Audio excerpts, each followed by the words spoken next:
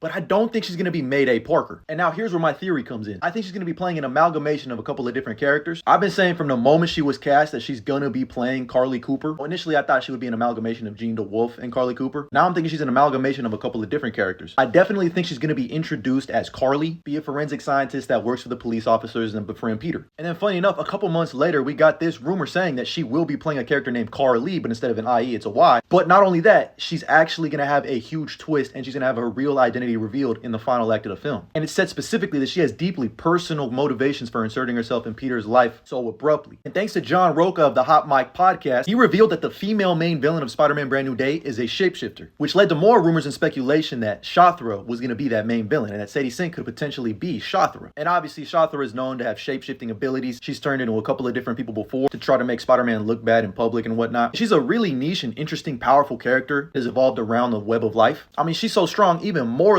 tried to figure out the plan to get rid of her ass. Mainly because, Spider told him shit. They wanted to fight over it. I personally like when JMS writes her, not Dan Slott. Just throwing that out there. But then something inside me just snapped. With the news of her being in Secret Wars, I started to treat this shit like a math equation. So if we add up the shapeshifter Shathra side, with the fact that she has deep motivations for inserting herself in Peter's life, and the fact that she's also a pseudo love interest, I'm thinking we have another Luke and Leia type situation in our hands here before they realize that they are fucking related. Plus, with the huge reveal, I actually think people were close when they said it was going to be Mayday Parker, but she's not going to be Mayday Parker. Because I think Sadie Sink is playing Anna May Parker, aka Annie Parker. Now, stick with me. Let me land because this is going to take a little bit of an explanation. Because essentially, she's another version of the daughter of Mary Jane and Peter Parker. A different universe, different world. But Mayday Parker is the child that would have grown if Norman Osborn didn't take her away during the Clone Saga, whereas Annie Parker is the child that would have been born if One More Day never happened, or if Peter never revealed his identity to the world. And then in the Renew Your Vow storyline, Annie learns about Ben Reilly and Mayday Parker. It's convoluted, it's crazy, but that's kind of the explanation. But now let me get going on why I think she's actually Annie Parker, who, yes, in and of herself is the amazing Spider-Woman or Spider-Girl, but it's because she gets possessed by who? Shathra. So you see how this is all starting to connect? Shathra, the main villain through the multiverse, possesses